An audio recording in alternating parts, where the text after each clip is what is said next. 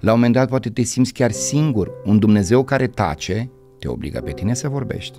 Un Dumnezeu care nu îți răspunde te obligă pe tine să cauți răspunsurile. Și atunci așa devii tare în credință. Și paradoxal, Elisei, ne rugăm și spunem: Doamne, fă-mă tare în credință, tare în credință. Și când Dumnezeu începe să lucreze cu tine să fii tare în credință, începi să te plângi. Păi de ce faci așa? Dar de ce e asta? Păi n-ai cerut tu să fii tare în credință? Și asta înseamnă să pună din greutăți din ce în ce mai mari. Atunci când eram în momente grele, depresie, gânduri care nu erau după voia lui Dumnezeu, mai ascultam predicile dumneavoastră, dormeam cu ele, mă trezeam cu ele și viu este Domnul, simțeam eliberare. Pace Dumnezeu să vă binecuvinteze, bun venit la podcastul Aproape de Iisus, un podcast care Dumnezeu mi-a pus pe inimă să-l fac. Mă rog ca fiecare episod să fie o binecuvântare pentru tine și ca Duhul Sfânt să atingă inimile noastre. Astăzi avem o mare bucurie deosebită. Este alături de noi frate păstor Florin Ianovici. Bun venit la podcastul Aproape de Iisus. Mulțumesc mult de invitație, Elisei. Spunem tuturor celor care ne ascultă că le mulțumim și suntem recunoscători că sunt alături de noi. Primul episod al podcastului Aproape de Iisus. Ne-o dorim pentru noi și ne-o dorim și pentru dumneavoastră. În acest episod vom vorbi despre chemare la slujire, credință, experiențe cu Dumnezeu și multe alte subiecte care ating viața fiecărui dintre noi. Și vreau să împărtășesc ceva personal cu dumneavoastră. Pentru mine, frate Florin, ați fost un mesager trimis de Dumnezeu. Atunci când eram în momente grele, depresie, gânduri care nu erau după voia lui Dumnezeu, mai ascultam predicile dumneavoastră. Dormeam cu ele, mă trezeam cu ele și viu este Domnul, simțeam eliberare. De aceea, pastore, Dumnezeu să vă binecuvinteze și sper că Dumnezeu vă va folosi în continuare să atingeți oameni care sunt în suferință. Mulțumesc, Elisei, pentru încurajarea ta și pentru momentul acesta de deschidere sufletească. Vrem să începem, știm cum este timpul, despre chemare la slujire. Cum a fost momentul în care ați simțit pentru prima dată chemarea lui Dumnezeu la slujire? Eram la scurtă vreme după ce m-am întors la Dumnezeu, locuiam într-un cartier foarte sărac, eram înconjurat de oameni certați cu legea, am stat într-un cartier din Rahova și erau blocuri din acestea tare sărăcăcioase și de regulă în casele mai sărăcăcioase vin și oameni care sunt cumva poate cu venituri mai mici, cu perspective mai slabe. Și într-o zi am început o rugăciune și am spus așa lui Dumnezeu: Doamne, ai chiar atât de mulți oameni care îți slujesc ție, încât pe mine să nu mă folosești deloc? N-ai și pentru mine un loc să fac ceva pentru tine? I-ați cerut lui Dumnezeu. M-am rugat eu. Okay. Nu am așteptat să vină un înger, n-am așteptat să am un vis. Citind Biblia am înțeles că cel ce primește de la Dumnezeu trebuie să și dea. Glorie lui Dumnezeu. Am înțeles că atunci când dragostea lui Dumnezeu ți se oferă, nu poți să rămâi doar un om care să o primești. Dragostea lui Dumnezeu are reciprocitate. Dai, primești, primești, dai. Și în momentul acela, când eu mă rugam lui Dumnezeu, plângând, i-am spus: Doamne, vreau să mă simt util, pentru că eu cred că în momentul în care iubești, simți nevoia să faci, nu doar să vorbești. Și am simțit o căldură, așa pe creștet, asta ca o experiență, să zicem, supranaturală. Și ce am primit? Căldura aceea care am simțit-o pe creștet, a coborât în inimă. Și în momentul acela am simțit literalmente cum o dragoste față de oameni se așează în inimă. O dragoste care nu avea legătură cu rațiunea, pentru că eu stăteam într-un cartier rău famat. Normal, cu cât mergeai mai repede pe stradă, cu atât era mai bine pentru tine. Nu intram în discuție cu nimeni, pentru că nu știai cu ce te alegi. Și atunci am coborât. Aveam și eu, sărac fiind, 2 pepeni la frigider. Și când am coborât la ușa scării de bloc, erau ceea ce numeam noi, nu vreau să spun un cuvânt deplasat, erau golanii cartierului. Okay. Și am am tăiat pepenii și era cald, m-am dus și le-am dat pepene rece și s-au uitat la mine ciudat și m-au întrebat cumva ce se întâmplă și am zis, uite, am simțit nevoia din partea sufletului meu, m-am rugat și am simțit nevoia să vă dau acești pepeni, că zic, poate sunteți însetați. Eu n-am început să le vorbesc din Isaia sau din Matei. Ceva simplu. Le-am dus o felie de pepene rece și wow.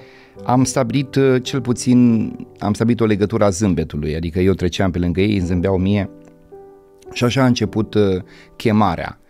Chemarea a început mai întâi cu oamenii aceia, apoi am dus sandwich-uri în fiecare sâmbătă cu tinerii din biserică, copiilor din stradă, erau mulți atunci, la nivelul anului 94 erau peste 2000 de copii în stradă și duceam sandwich-uri, făceam acasă sandwich-uri, le duceam acestor copii, deci propriu zis am început, sau dacă vorbim de chemare, chemarea a fost așa, a pus Dumnezeu o dragoste față de oameni și am făcut și eu ce am putut ca dragostea aceasta să aibă mâini, picioare, glas, conținut. Asta a fost chemare. N-a venit cineva să-mi spună de azi ești chemat în via Domnului. Probabil că așa se întâmplă. Când ești chemat, Dumnezeu spune un sentiment. Sau ce aminte de Neemia, că avea o întristare în inimă. Nu știu dacă ar fi numit o chemare a lui Dumnezeu, dar era întristat că niște lucruri nu mergeau bine. Era întristat că zidurile Ierusalimului erau dărâmate. Era întristat că oamenii nu sunt ceea ce ar fi vrut Dumnezeu să fie. Probabil că chemarea înseamnă că Domnul îți pune o tristețe în inimă față de cei pierduți și asta se numește de fapt dragoste și chemarea lui Dumnezeu. Dumnezeu să te binecuvinteze, continuăm în continuare.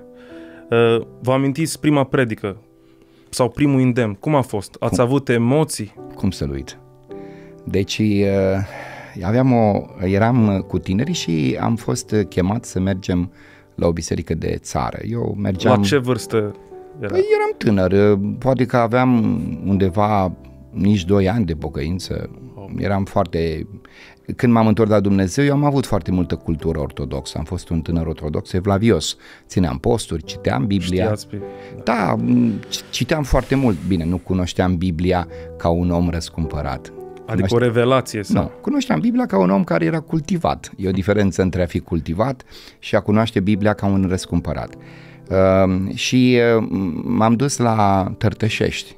Aceea a fost localitatea unde am început eu să predic. Și mi-a zis fratele Cornel Pârvu, care era cu noi și era lider de tineret, că o să am și eu o scurtă intervenție. N-am dormit în noaptea aceea. Cei din jurul meu spuneau, haide, că Ianovici n-are cum să nu fie bine, că el e avocat, are exercițiu, vorbește ușor. V-ați gândit ce o să vorbesc? Da, m-am gândit, evident. Și atât de tare m-am gândit că n-am mai știut nimic ce să vorbesc a doua zi. Dar am avut un vis. Am avut un vis și în visul acela eu citeam din Judecători capitolul 6. Acolo la versetul unde spune pace ție viteazule, Domnul este cu tine, când Dumnezeu îi se adresează printr-un înger lui Gedeon. Când m-am dus în biserică, o parte din tinerii care au cu noi au început să se roage. E fost prima dată când m-am ridicat. Frica pe care emoția pe care am resimțit-o, frica, când am văzut că oamenii se uită la mine, am fost tare amprentat. Și în vis, Domnul mi-a spus ceva și atunci am spus, uite, eu sunt pentru prima dată la un amvon, am avut aseară un vis și în visul acela am visat cum Dumnezeu mi-a zis să deschid la Judecători capitolul 6 și în loc să zic ce a spus Biblia acolo, pace ție viteazule, Domnul este cu tine, eu vreau să spun pace ție viteazo, biserică, Domnul este cu tine. Am terminat aceste cuvinte și o soră s-a ridicat și a strigat aleluia și împreună cu ea, după aceea s-au mai ridicat și alții, biserica a început să plângă și să se roage. Eu nu am știut că biserica trece printr-o situație foarte grea de descurajare, nu am știut că biserica este într-un litigiu, erau supărați unii cu alții și când eu am spus, am avut un vis, eu fiind un tânăr oarecare, nimeni nu mă știa. Simplu, ceva. Da, nu mă știa nimeni și atunci avea credibilitate ceea ce spuneam eu. Și când ei au auzit că Domnul a trimis un vis pentru biserică și a zis, pace ție vitează, Domnul este cu tine, atunci s-a născut o rugăciune și cumva Dumnezeu prin acest îndemn, care n-a fost unul elaborat, n-a fost unul teoretic, a adus zidire și atunci am înțeles prima lecție a chemării, că dacă vei merge pe mâna lui Dumnezeu și vei spune ce Domnul îți spune, vei zidi. Și am văzut cu ochii mei ce înseamnă să folosești cuvintele lui Dumnezeu. Asta a fost prima mea predică. Tărtășești și am avut o singură idee, o singură propoziție. Pace ție, vitează, Domnul este cu tine. Dumnezeu să te binecuvinteze. Mulțumesc. A fost cineva, frate Florin, care v-a spus că nu e locul tău acolo, că nu veți reuși, că nu veți reuși. Cum? Poate nu cu cuvintele acestea, dar da. Noi, tinerii bisericii, eu atunci eram în Biserica Betel, făcuse Domnul Dumnezeu o mișcare. Aveam un microbuz de culoare portocalie și nici banchete n-aveam. Puneam scaune de plastic și datorită faptului că ele se mișcau normal, veneam uneori cu vânătăi pe umăr. Fără. Da, făceam și noi ce puteam, că nu ne duceam departe. Bâldana, Ghimpați, Răcari, mari citadele ale țării. Orașe simple, unde erau bătrâni, erau oameni la care n-ajunseseră nimeni. Că dacă vorbim despre chemarea lui Dumnezeu, întâi de toate Dumnezeu cheamă oameni pentru oameni, nu cheamă oameni pentru orașe importante sau în sfârșit. Și la ora 5 dimineața, duminică, ne strângeam la biserică, ajunseserăm să fim vreo 30. Ba plecam cu trenul, ba plecam cu mașini, cum puteam. Și ce făceam? Oamenii ăștia mergeam într-o localitate, ajungeam de obicei pe la 9 și intram în sat. Și unde vedeam și noi 2-3 bătrâni la poartă, ne opream și spuneam în felul următor, zic că n-ați ajuns la biserică pentru că sunteți mai în vârstă și poate mai bolnavi, dar a venit biserica la dumneavoastră. Wow. Vreți să vă cântăm o cântare? Și începeam un cor îngeresc și cântam și făceam lucrul ăsta de ceva timp. Și la un moment dat un frate din comitetul bisericii a spus despre mine și despre noi, tinerii care mergeam, următoarele cuvinte. Bă, dar cine se crede asta? Billy Graham? Ați luat-o înainte? Eu nici nu știam cine e Billy Graham. A trebuit să mă interesez. Cine este Billy Graham? Și a luat-o în cap. Am auzit cuvintele astea, Elisei. M-am întristat atât de tare că, hai să spun, am ajuns duminică după amiază la biserică, fratele Emil Bulgăr cânta deseori cântarea Să venim cu bucurie înaintea Domnului. Cu asta începea. Am început să cântăm Să venim cu bucurie înaintea Domnului și apoi ochii mei au căzut pe fratele care a zis aceste vorbe despre mine. Cine este așa un cap, e Billy Graham? Cine se crede? Și m-am plăștit. Mi s-a tăiat cântarea. A fost un moment în care eu m-am tulburat și pentru că sunt cinstit am ieșit afară din biserică și am zis nu stau, pentru că eu am dat ochii cu el și nu puteam să trec mai departe. M-am dus acasă, am plecat din biserică și când m-am dus acasă i-am zis nu nimic, las că mă rog lui Dumnezeu să-mi treacă. Și pentru prima dată când m-am rugat, Dumnezeu nu m-a mai răspuns. Aproape 15 minute a fost gheață la mal. După o perioadă, m-am rugat aproape 50 de minute. L-am văzut pe Domnul Iisus la cruce într-o vedenie. Aleluia. Și spunea Domnul așa, pentru atâta lucruri te-ai supărat. Uite ce mi-au făcut mie și uite de ce te superi tu. Și atunci am depășit momentul pe care l-am avut de-a lungul întregii slujiri. Oameni care au vorbit și vorbesc. Uneori oamenii nu știu, alteori sunt pripiți, alteori oamenii se grăbesc. Dar de fiecare dată m-am echilibrat, aducându-mi aminte că chemarea a făcut-o Dumnezeu, iar motivul pentru care mergem înainte este suferințele Lui, crucea, tot ce a făcut Dumnezeu pentru noi. Și atunci dacă omul zice una, mă duc la cruce și Dumnezeu spune alta. Aleluia. Dacă omul îmi spune cuvinte rele, Duhul mă duce la cruce și mi-arată rănile Lui. Și merg înainte pentru că cel ce a suferit merită toată cinstea. Dumnezeu să te binecuvânteze. Mulțumesc. Acum mergem la alt subiect, credință și experiențele cu Dumnezeu. Ce înseamnă pentru dumneavoastră credință? Un mod de viață. Credința e modul de viață. De când mă trezesc până când adorm, fiecare gând, fiecare cuvânt, fiecare acțiune, totul înseamnă credință. Credința nu înseamnă doar un exercițiu de a merge la biserică, nu înseamnă doar faptul de a vorbi despre Dumnezeu. Credința este un mod de viață, e un mod de a gândi, e un mod de a privi lucrurile. Credința înseamnă Dumnezeu în toate, Dumnezeu în lucrurile mici, Dumnezeu în lucrurile mari, Dumnezeu când mergi pe stradă, Dumnezeu când ești la serviciu, Dumnezeu când ești în casă, Dumnezeu când ești la biserică. Pentru mine credința e un mod de viață.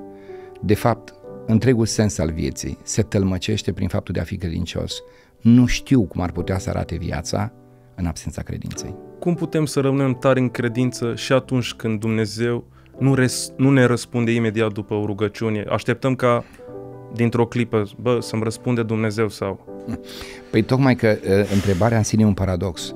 Noi vrem să devenim tari în credință, dar nu acceptăm modul prin care Dumnezeu ne face tari în credință. Wow. Modul în care Dumnezeu ne face tari în credință este ca uneori să nu ne răspundă, alteori să întârzie, alteori să nu ne dea răspunsurile pe care le dorim noi. Pentru că a fi tare în credință înseamnă să-ți forțezi limitele. Haideți să luăm un exemplu practic, mai ales când ne adresăm poate tinerilor, ca să faci mușchi, te duci la sală și începi să ridici greutăți, faci febră musculară, te dor mușchii, ridici greutăți mai mari decât în mod obișnuit, forțezi mușchiul să crească. Și atunci cum poți în viața de credință să fii un om tare dacă Dumnezeu nu îți forțează limitele? Wow. Îți forțează limitele răbdării, îți forțează limitele înțelegerii. La un moment dat poate te simți chiar singur. Un Dumnezeu care tace te obligă pe tine să vorbești. Un Dumnezeu care nu îți răspunde te obligă pe tine să cauți răspunsurile. Și atunci așa devii tare în credință. Și paradoxal, Elisei, ne rugăm și spunem, Doamne, fă-mă tare în credință, tare în credință. Și când Dumnezeu începe să lucreze cu tine să fii tare în credință, începi să te plângi. Păi de ce faci așa? Dar de ce e asta? Păi n-ai cerut tu să fii tare în credință? Și asta înseamnă să pună din greutăți din ce în ce mai mari. Pentru că dacă vrei să fii un atlet al lui Dumnezeu, un om care duce poverile altora, nu va trebui să înveți să le duci pe ale tale? Amin. Glorie lui Iisus. Frate Florin, puteți să împărtășiți o mărturie personală care v-a marcat profund și alte experiențe cu Dumnezeu? Minuni sau... Sunt foarte multe lucruri pe care eu aș putea să le povestesc. Nu mi-am propus una anume. Aproape ceva profund. Da, dar fiecare an a fost câte ceva. Poate o situație care mi-a marcat viața de credință și m-a transformat în omul care sunt astăzi. Spuneai la un moment dat că mă alegi ca predicator când ești într-un moment greu. Eu nu sunt genul de predicator să mă chemați la inaugurări de biserică. Nu mă pricep. Wow. Nu sunt genul de om care... Nu, sunt oameni care sunt chemați pentru lucrurile acestea și este foarte bine să avem oameni care să poată în momente de bucurie să împărtășească lucrurile acestea. Nu e chemarea mea în mod deosebit. Eu sunt un predicator al răniților, a oamenilor care poate își pun întrebări dacă să continue sau nu viața de credință. Ei, eu am început o lucrare cu copiii străzii. După ce le-am dus, cum îți spuneam, sandvișuri, am simțit un sentiment de goliciune. Bă, ducem sandvișuri, ne întoarcem acasă și ce am făcut? Mai trebuie să fac ceva. Da, și am făcut mai multe. Și am deschis un centru împreună cu oamenii lui Dumnezeu, am deschis un orfelinat. În orfelinatul acela veneau copii din stradă. Unul dintre ei se numea Hriban. Un băiat care s-a născut fără șansă socială, fără șansă educativă și nici nu era un exemplar frumos așa, nici fizic vorbind nu era cel mai reușit. Dar m-am atașat de el. Venea la biserică în haine murdare deseori, pentru că dacă stătea în canal și când apărea pe hol la biserică, mulți își întorceau privirea spre mine și eram vinovat pentru că el nu are haine bune. Uite, Ianovici a adus toți prăpădiții de prin București, uite cum vin la biserică. Oamenii erau deranjați pentru că noi vorbim despre credință, dar vrem un fotoliu moale, vrem haine frumos parfumate și un mediu în care să ne simțim mai degrabă bine decât un mediu în care să facem binele. Și Hriban când venea, stătea acolo pe hol pentru că învățase cum se poartă oamenii cu el, nu avea curajul să treacă dincolo. Îl trimiteam la Grivița, la baie, schimbam hainele cât de des puteam, dar când stai în stradă și când dormi în canal, câte haine să schimbi să fii plăcut mirositor. Și într-o zi m-au anunțat copiii din stradă că Hriban a murit. Îl bătuseră unii până când și-a dat suflarea. Și mi-au spus atunci, uite, domnul Ianovici, înainte să fie bătut să moară, Hriban cânta niște cântece de la biserică, de la dumneavoastră. Primăria n-a dorit să participe prea mult, în sfârșit l-am înmormântat noi și m-am dus la cimitir, Elisei. Aveam numai copii care treceau din pungă. Erau vreo 40-50 de copii care unii dintre ei treceau din pungă Aurolac, o substanță, un fel de vopsea din asta. Drogați. Da, se drogau. Și eu m-am dus îmbrăcat în costum, atâta minte am avut eu, m-am dus îmbrăcat în costum, cu Biblia mare în mână, subțioară, așa, adică cum se duce la un... Da.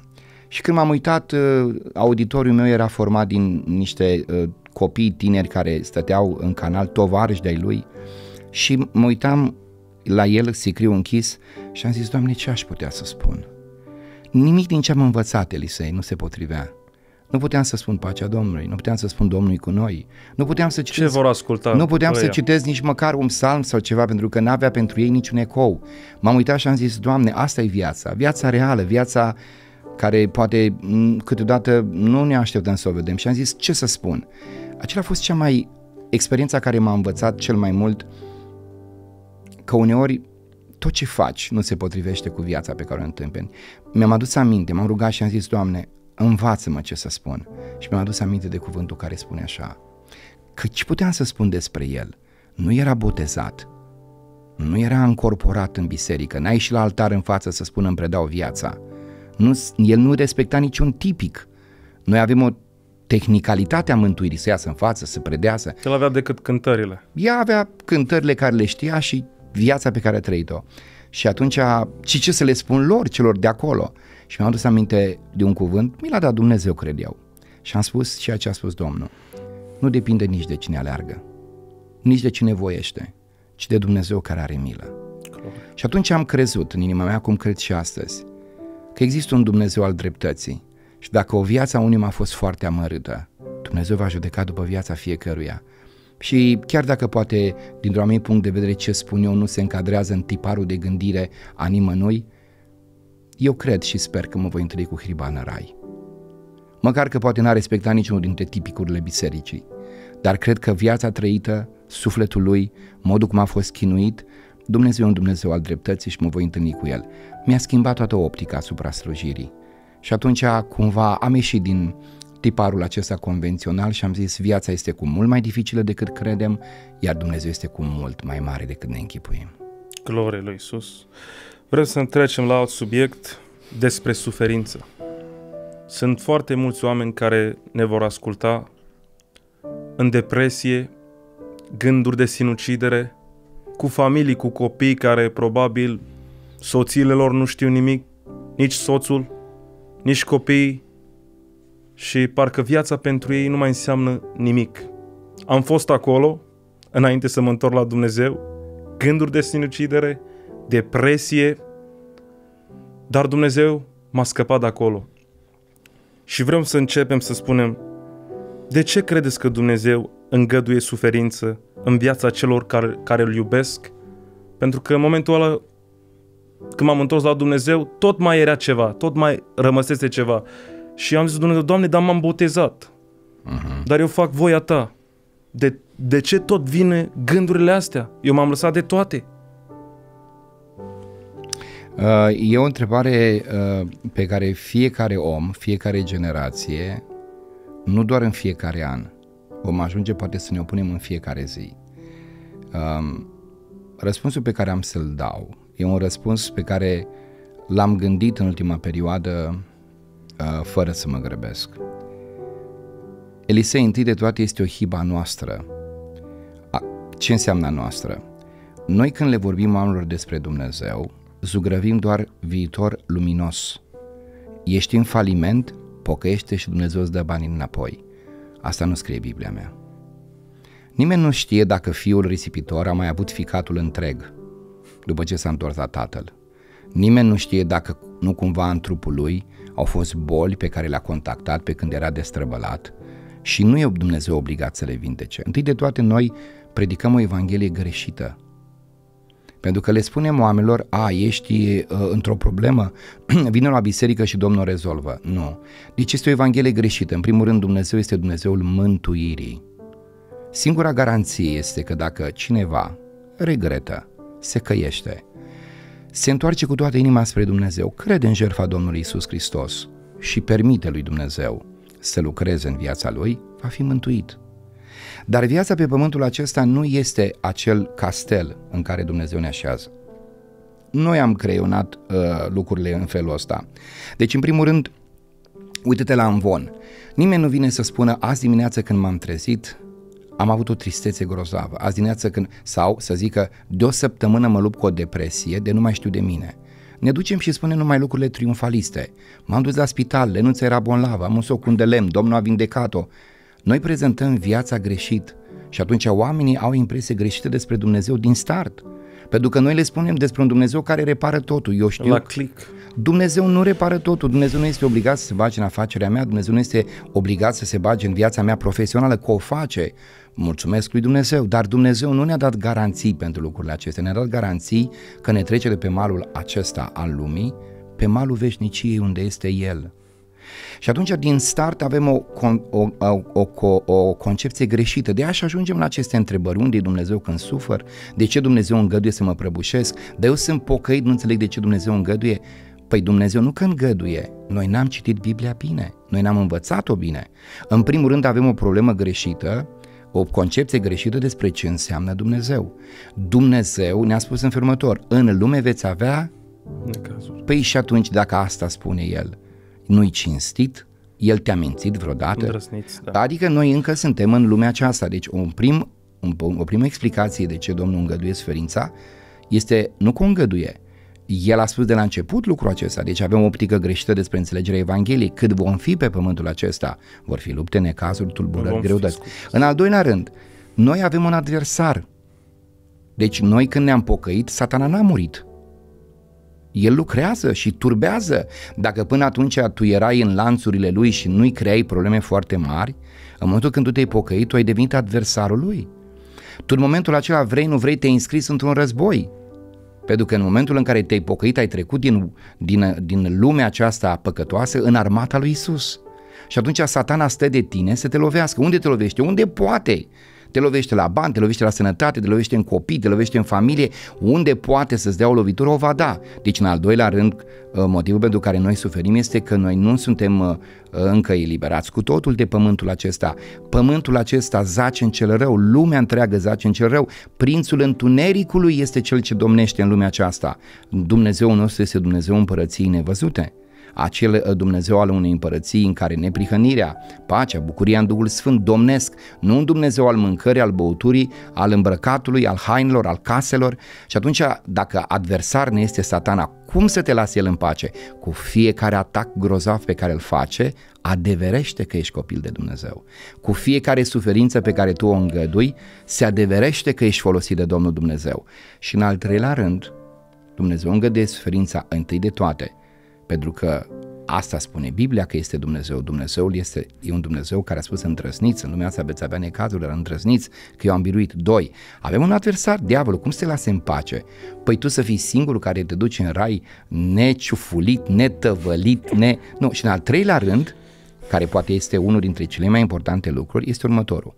De ce m-ai ales tu pe mine să încep podcastul? Cu mine. Tu ești în Manchester, ai frați valoroși. De ce ai ales să încep cu mine? Pentru că am fost unul dintre predicatorii care ți-a vorbit pe limba ta când ai avut suferință. Exact. Pentru că ai un atașament față de mine prin faptul că atunci când te-ai simțit neînțeles, atunci când ai simțit că ești la limită și nu mai poți, ai pus o predică care ți-a vorbit. Păi și de unde au venit cuvintele predicii aceleia? De la suferința pe care eu am trăit-o. Ce face suferința cu noi? Ne face mai buni. Oameni care suntem mai atenți la alții. Ne domolește pretențiile, ambițiile, ne smerește, pentru că de multe ori când suntem bine, mergem cu nasul pe sus, dăm lecții la oameni. Vrei să știi cum sunt eu, de ce sunt eu bine? Știi de ce am eu mașină și bani? Pentru că eu sunt credincios, pentru că eu laud pe Domnul, pentru că eu dau zeciuială, pentru că eu fac milostenie. Mă, om bun, potolește-te. Viața poate să-ți ofere niște surprize cum nu crezi. Nu întotdeauna oamenilor buni nu li se întâmplă lucruri rele. Uneori oamenilor buni li se întâmplă foarte multe lucruri rele, pentru că Dumnezeu vrea să-i folosească ca leac. Cum devii tu balsam? Cum te bagă Dumnezeu pe raftul farmaciei lui? Când te strobește. După ce ai trăit necazurile care le-ai trăit, devii pentru altul leac. Cum poți să-i spui un om: îți înțeleg durerea? Dacă tu nu înțelegi durerea, că n-ai trecut pe acolo, ca să poți să-i spui un om: îți înțeleg durerea, trebuie să fii trăit durerea. Da, chiar eram în biserică în momentele alea și eu așteptam un cuvânt. Măi, să vorbească diaconul despre depresie, despre astea. De-aia și puneam predicile dumneavoastră. Și eu mă hrăneam mai mult de pe YouTube, cum ar veni vorba. Da, înțeleg. Și așteptam: măi, de ce nu vorbește un frate despre asta? Pentru că toți zicem: băi, Dumnezeu vindecă, Dumnezeu eliberează, în seara asta Dumnezeu face. Dar de multe ori nu înțelegem cu ăla care plânge. E mai ușor să transmiți această imagine despre un Dumnezeu care toate le rezolvă. E mai ușor să transmiți oamenilor imaginea asta triumfalistă decât să-i obligi pe oameni să gândească cu atenție, să spui: oameni buni, suntem pe pământ, Satana e adversarul nostru, noi nu devenim oameni mai buni mâncând tort, ci devenim oameni mai buni când reușim să biruim momentele grele. Pe de altă parte, întreaga Evanghelie din Matei până în Apocalipsa, toată Biblia, din Geneza până în Apocalipsa, are un fir roșu, firul suferințelor. Din Geneza până în Apocalipsa există suferință, dar suferința aceasta nu e în zadar și suferința aceasta nu e fără de ajutorul Lui. E o suferință cu sens și o suferință în care prezența Lui e lângă tine. Dumnezeu să te binecuvânteze. Mulțumesc. Ați trecut prin perioade în care a fost greu să simțiți prezența lui Dumnezeu? Eu nu știu cum își închipă oamenii că ar trebui să fie prezența lui Dumnezeu. Prezența lui Dumnezeu nu este ca taxiului pe care îl fluier la colț de stradă și nici a chelnerului care îi faci semn să vină să te servească. Prezența Domnului este o luptă. Prezența Domnului se caută, se cultivă. De cele mai multe ori și când încep rugăciunea, nu simt prezența lui Dumnezeu așa cum simți prezența, dintr-o dată sau? Cum simți prezența ploii sau aerului. Dar pas cu pas, insistând, stăruind, rugându-mă, citind din Sfintele Scripturi, prezența Domnului coboară. Prezența Domnului o cultivi, prezența Domnului e o disciplină a minții și a sufletului. Adică, n-ai cum să simți prezența Domnului, tu ți iei pauză de la Dumnezeu după ce se termină slujba de la biserică, până duminica viitoare ești în pauză de masă, plin cu Netflix, plin cu alergări omenești, nu te gândești, nu meditezi, nu stărui și cauți să te întrebi: dar de ce nu-L mai simți pe Domnul? Păi nu-L simți pe Domnul pentru că nu-L chemi, nu-L simți pe Domnul pentru că nu-L dorești. Poate să fie o prezență, nu știu, emoțională. Întotdeauna este o prezență mai întâi de toate la nivel afectiv, sentimental. Întotdeauna Dumnezeu când coboară, întâi de toate dă drumul la izvorul lacrimilor, inima se înmoaie, se face mai bună, dar îmi doresc foarte mult să avem și un Dumnezeu a cărei prezență să o cultivăm la nivelul cuvântului.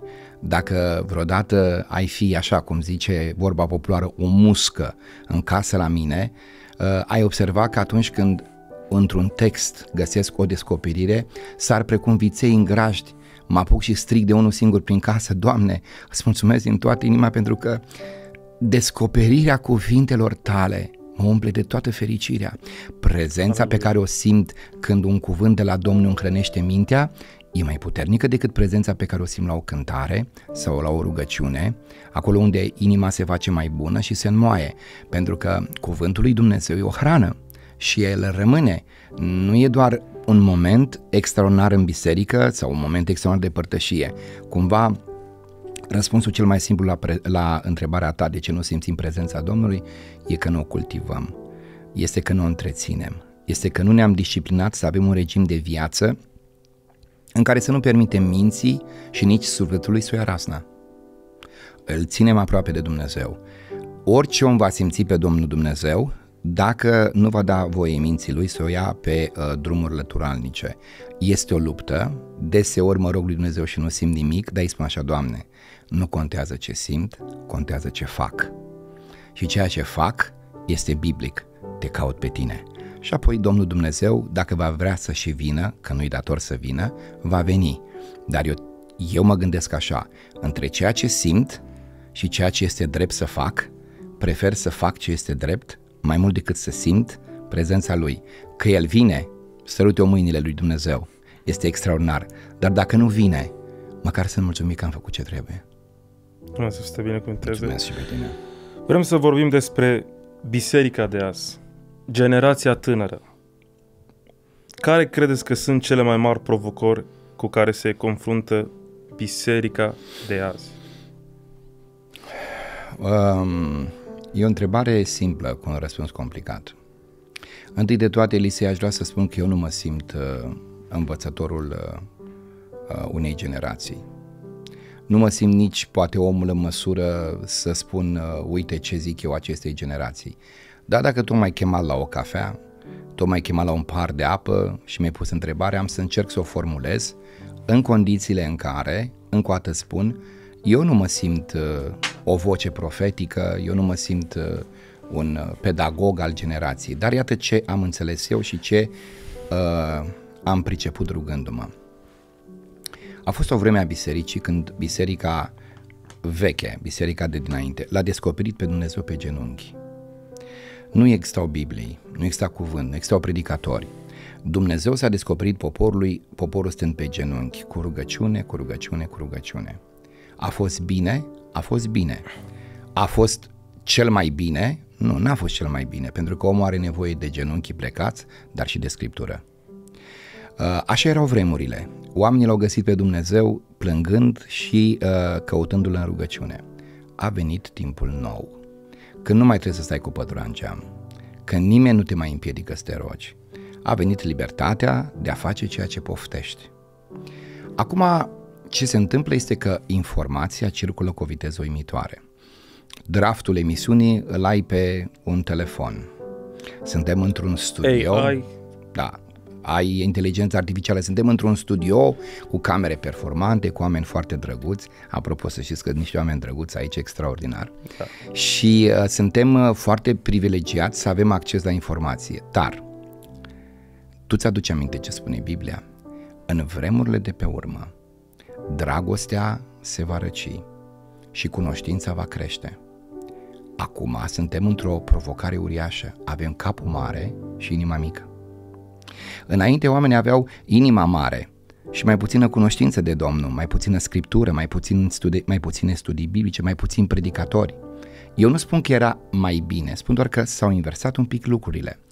Cea mai mare provocare a generației tinere este să pună o inimă mare lângă un cap mare. Este să aibă dragoste pe măsura cunoștinței pe care ei o au. Este să onoreze pe Dumnezeul acestei generații care le-a oferit șanse uluitoare de a studia, având și o inimă pe măsura minții pe care Dumnezeu le-a dat-o. Tineretul nostru e foarte deștept. Îl duce capul, dar uneori nu îl duce inima. Și dacă te duce doar capul și nu te duce inima, trăiești o viață fără rod. Trăiești o viață de teoretician. Și atunci cumva de aici și disconfortul, goliciunea, uneori sentimentul de zădărnicie.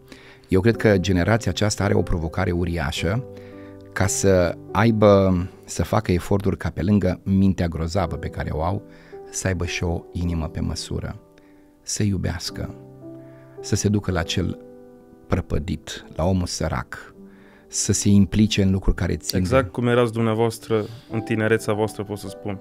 Da, V-ați implicat. așa am început slujirea. Am început slujirea cu niște felii de pepene tăiat. Chiar acum nu mai există așa ceva? Nu, pentru că tineretul, după ce se termină biserica, vrea socializare. Nu e rău, dar dați-mi voie să vă spun o vorbă de om cu părul alb. O cafea nu rezolvă problema. Genunchii jos, pâinea împărțită cu străinul, o haină dusă celui dezbrăcat, o să vă creeze relații de prietenie mult mai puternice decât o cafea băută în holul bisericii. Cafeaua băută în holul bisericii uneori e un prilej să vezi ce pantofi are cel de lângă tine.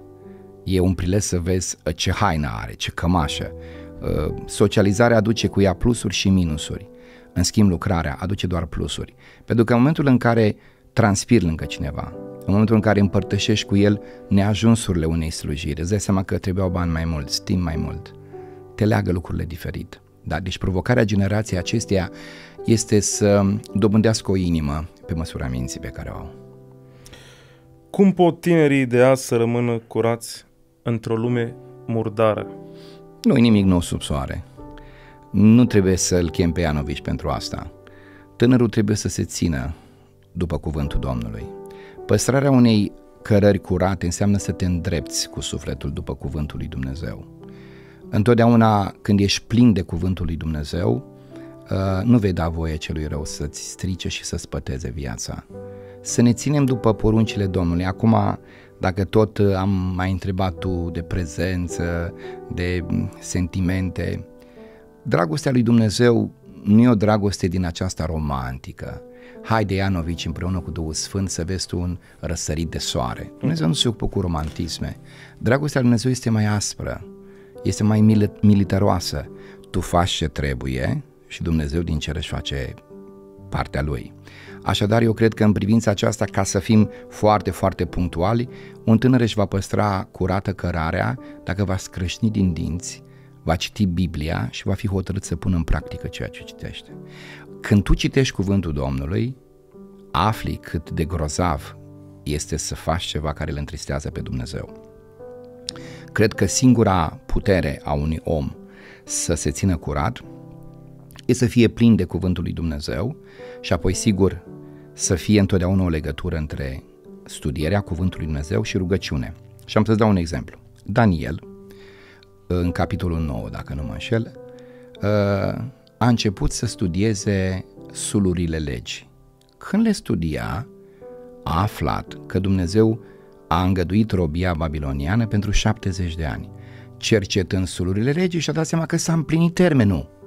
Wow, zice, dar noi aproape că am împlinit 70 de ani. Cuvântul care l-a citit l-a pus în genunchi.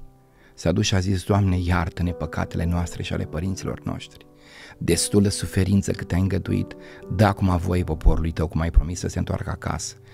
Biblia pe care o citești te trimite la rugăciune, rugăciunea te trimite la Biblie, Biblia te trimite iar la rugăciune și făcând drumul ăsta între cunoștință și rugăciune, între rugăciune și cunoștința Bibliei, acolo se naște dorința de a rămâne curat.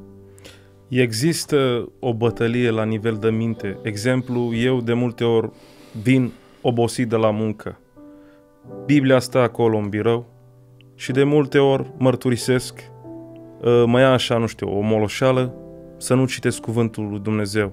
Ce sfat poți să ne dai, mai ales generației noastre? Faceți o disciplină. Biblia spune că psalmistul zice: mi îndrept rugăciunea către tine dimineață, la prânz și seara. Și asta înseamnă că el avea o disciplină. Dom'le, eu dimineața nu plec până când am un timp cu Domnul. Mă trezesc mai devreme. Noi nu putem spune: frate, eu trebuie să mă duc la serviciu. Eu înțeleg, toată lumea merge la serviciu și eu am serviciu. Dar te trezești cu un ceas mai devreme. Când iubești, investești. Te oprești la prânz, înainte să mănânci, îți iei jumătate de oră, că poți, mănânci mai pe fugă, îți iei jumătate de oră și atunci stai și cugeți, te rogi lui Dumnezeu, mai citești un cuvânt, două din Biblie, ai ajuns seara acasă, nu te trânti în fotoliu și dă drumul la televizor, că după aia te culci cu filmele în cap. Wow. Pune mâna și citește. Și atunci problema pe care eu o văd este următoarea: niciunul dintre noi n-are timp, dar când e vorba de Dumnezeu îți faci timp, că până la urmă te întreb eu, cine ți-a dat timpul? Tu nu-ți faci timp pentru cel care ți-a dat timpul, nu-i ciudat? Îți faci timp pentru Dumnezeu. Și atunci chestiunea asta cu n-avem timp e mai degrabă un pretext, nu este o realitate. Păi cine a dat ziua de azi să ne bucurăm în ea? Cine a semnat astăzi pentru timpul pe care noi îl petrecem acum? Eu mă duc în câteva minute plecând spre aeroport. Cine o să țină avionul ca să ajung acasă? Dumnezeu. Ce aș trebui să fac eu în avion? Păi să cuget. Decât să stau să mă duc cu mintea în toate direcțiile, stau și cuget la legea Domnului. Mă rog, îmi fac timp. Da. Mulțumesc, frate păstor. Vreau să mai vorbim despre alt subiect. Timpul ne stă în față. Frate, dar mai facem un episod data viitoare când am venit. Nu le punem pe toate într-un sac. Cum să nu? Despre unitatea în slujire. Dumneavoastră ați ridicat oameni simpli, inclusiv frați țigani romi, le-ați dat loc să cântă, să predice, să slujească.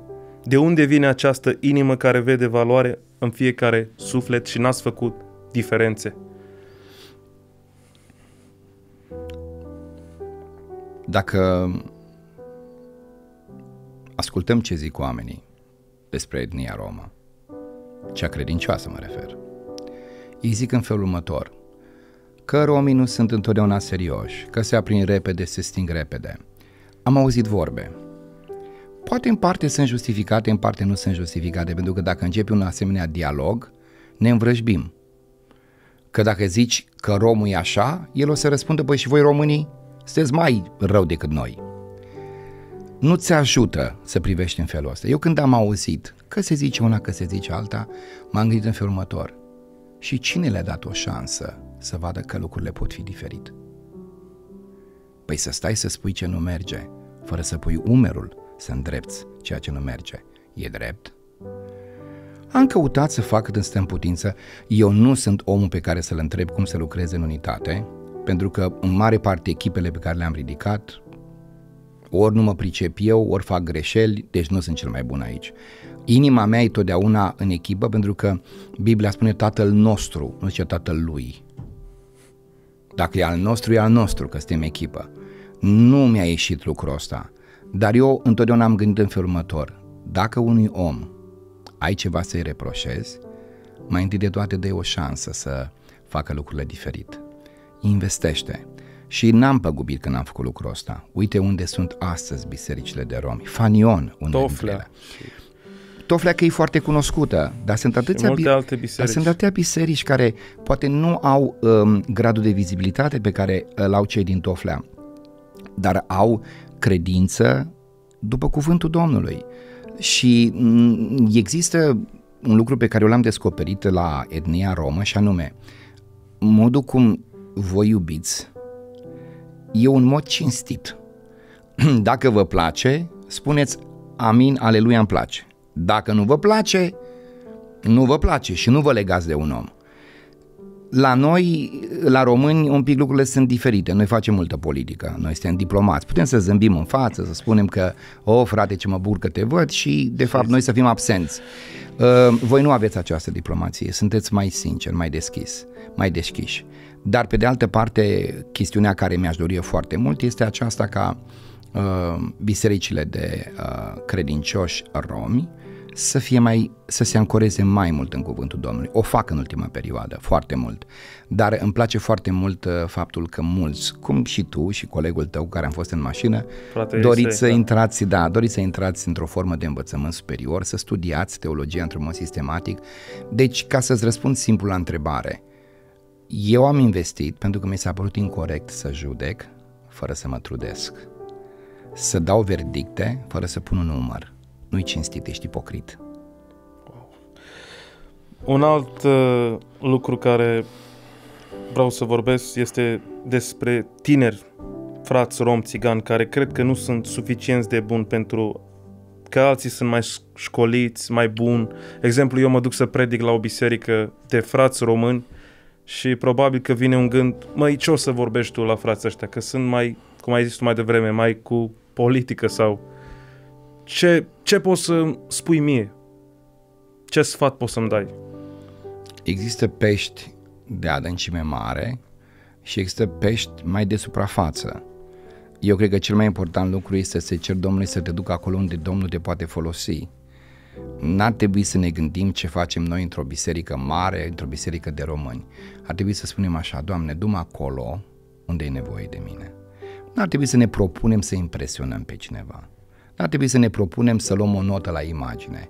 Facă-se voia Domnului. Sunt atâtea biserici unde sunt oameni care se duc și dacă deschid gura sunt extraordinar de bine primiți, pentru că biserica însetează și înfometează. De ce să te duci la o biserică mare în care să fii judecat, criticat și oamenii să-ți dea note, când ai putea să spui: Doamne, du-mă acolo unde e nevoie de mine, poate la 50 de oameni care vibrează, care strigă amin și aleluia și spun: astăzi Dumnezeu ne-a trimis un mesager. Cred că ar trebui să ne rugăm diferit. N-ar trebui să ne rugăm: Doamne, du-mă în locuri unde să fac față, cât du-mă în locuri în care cu adevărat e nevoie de mine. Și atunci cred că se detensionează lucrurile. Iar dintr-un anumit punct de vedere consider că Biblia spune așa, că prin credință Abel a adus o jertfă mai bună decât Cain. Păi haideți să ne străduim să fim mai buni. Hai să ne străduim să învățăm mai mult. Hai să ne educăm mai mult, să citim mai mult, să ne rugăm mai mult. Până la urmă, dacă vrei să fii mai bun, trebuie să străduiești mai mult. În Hristos poți să urci cât vrei tu, dar asta ține de transpirație. Nu poți să ceri Domnului să te ungă cu Duhul Sfânt și tu să nu faci niciun efort. Nu e obligat Dumnezeu să-ți dea un de lemn de înțelepciune și tu să stai cu mâinile în sân. Tu lucrezi, Domnul lucrează, tu te străduiești și vei crește. Investește, cheltuiește-te și Domnul îți va da propășire.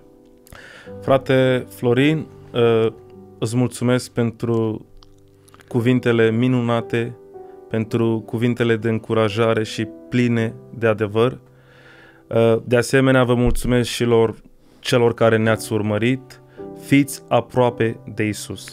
Elisei, dacă nu ți este peste mână, aș vrea să închei făcând o rugăciune. Cum să nu? Ești de acord cu lucrul acesta?